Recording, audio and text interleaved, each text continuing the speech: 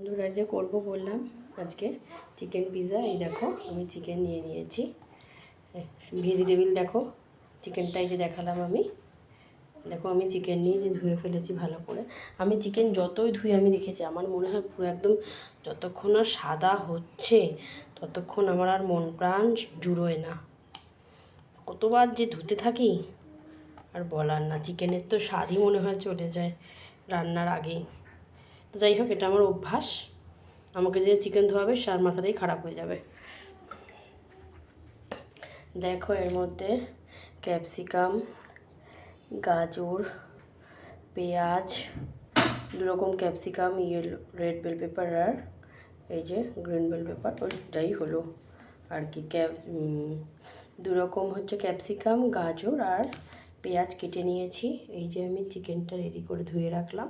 তো চলো এবার, ছোটো একটু পিঁপড়ে চলে এসেছে, তো চলো তাড়াতাড়ি করে রেডি করে নিই, কারণ ঘড়িতে এখন বেজে গেছে 8:15। রেডি করে নিই, মাম্মামকে দেবো। রাত্রের আমাদের ডিনার রয়েছে, এই যে মাছের ঝোল আর ভাত যা আছে মা আর মেয়ের হয়ে যাবে।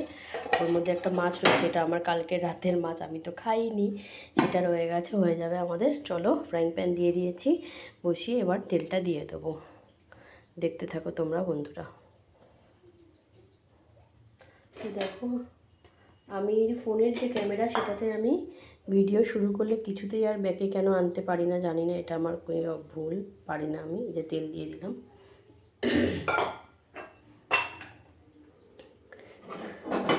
ফ্রাইং প্যানটা এমনি খুব সুন্দর গরম আছে। সবজিগুলোকে দিয়ে দেবো আমি।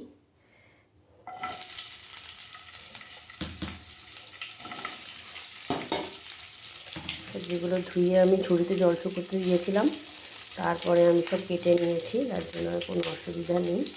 দেখে নাও, এই যে এভাবে একটু লবণ দিয়ে ঢেকে ঢেকে আমি একটুখানি হালকা সতে করে নেব, সতে ভেজিটেবিল সতে, পুরো ভাজবও না। আর ততক্ষণে চিকেনটা চলো কেটে নিই।